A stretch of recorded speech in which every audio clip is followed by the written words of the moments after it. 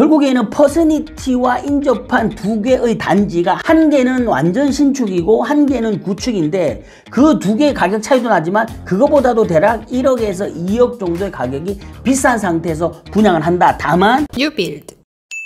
오늘은 최근 아크로 베스티뉴에 이어서 안양에서 두 번째로 분양을 하는 평촌자이 퍼스니티 상품에 대해서 알아볼 수 있도록 할 텐데요. 이곳만의 장점과 단점이 무엇인지 자세히 한번 알아볼 수 있도록 하겠습니다. 그럼 저와 함께 보시죠. 단지명 평촌자이 퍼스니티, 안양시 동안구 비산동에 있고요. 총 세대수가 2737세대 대단지입니다. 근데 그 중에서 일반 분양은 570개밖에 안 돼요. 공급 대상은 전용 53, 59, 77, 84, 99, 109 좀 다양하게 제공을 하고 있고요. 일정은 특공이 11월 25일 월요일 날 시작을 해서 1순위가 다음날 화요일, 당발이 12월 4일 수요일입니다. 입주 예정일은 2027년 12월이다.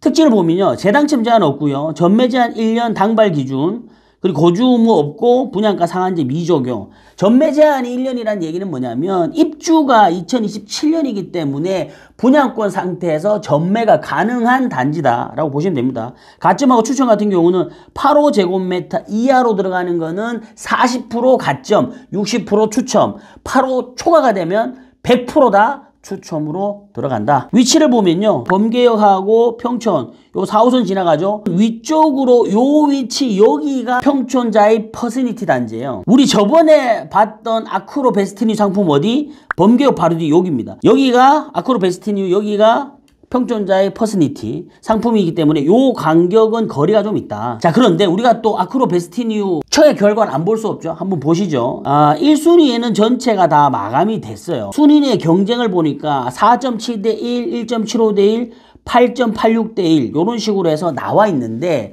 저는 개인적으로 생각했던 것보다 엄청 이슈가 되는 형태의 청약 경쟁률은 아니다. 퍼스니티 교통편을 좀 보면요. 이쪽에 보면 인도군 이쪽으로 해서 여러 가지 호재들이 많아요. 근데 저는 이것보다 월곶 판교선이라고 하는 2028년에 개통을 할 예정인데 지금 요 단지 바로 앞쪽으로 해서 요 부분 있죠. 안양운동장역이 만들어지기 때문에 이러한 호재가 있다. 자, 그럼 지하철 쪽으로 한번 살펴보면요. 실질적으로 우리가 강남으로 가려고 하면 일단은 범계역 쪽으로 가야 되잖아요. 여기서 범계역까지 버스로 한 10분 정도 이동을 하고 지하철을 타고 다시 하당에서 2호선 갈아타고 가는 길 전체 대략 53분 정도 소요가 된다. 아크로 베스티뉴 같은 경우는 범계역으로 가서 거기서 바로 4호선이 2호선 가기 때문에 한 30분 정도밖에 걸리진 않는데 여기 같은 경우는 범계역까지 와야 되는 교통편 때문에 시간적으로 더 많이 걸릴 수밖에 없다. 자, 그리고 퍼스니티에서 배정되는 학교 바로 뒤에 있는 비산초등학교 그리고 뒤쪽에 있는 비산중학교로 가는데 중학교 같은 경우는 거리가 좀 있어요. 가는 부분에 대해 신경을 좀 써야 됩니다. 공원을 보면요. 단지 옆쪽으로 해서 운곡공원과 학운공원이 인접해 있기 때문에 이런 부분들도 플러스 알파가 될 것 같습니다. 이 단지 공급되는 세대를 다시 한번 자세히 보면 전체 세대 기준으로 해서 총 공급 세대수가 570세대 그 중에서 일반 공급이 294세대 반이 조금 넘는 세대밖에 없습니다. 나머지는 특공이겠죠. 특공에 대한 자격 기준은 정확히 확인하시고 청약하시면 됩니다. 결국에는 가장 중요한 게 바로 가격인데 우리 단지 가격 한번 볼게요.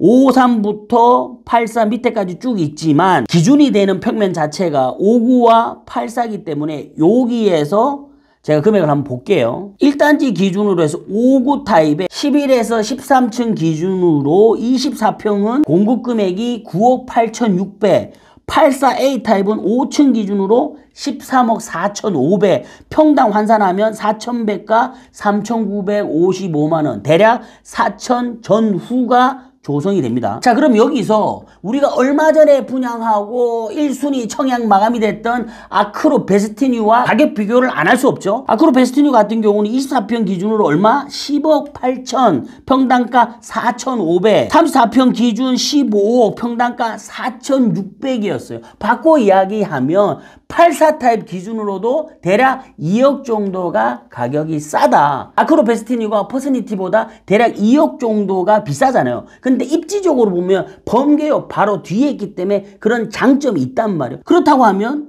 지금 우리 퍼스니티 같은 경우는 청약 경쟁률이 어떻게 될까요? 저는 개인적으로 또 궁금해집니다. 자, 그렇다면 주변 가격을 분석을 해보죠.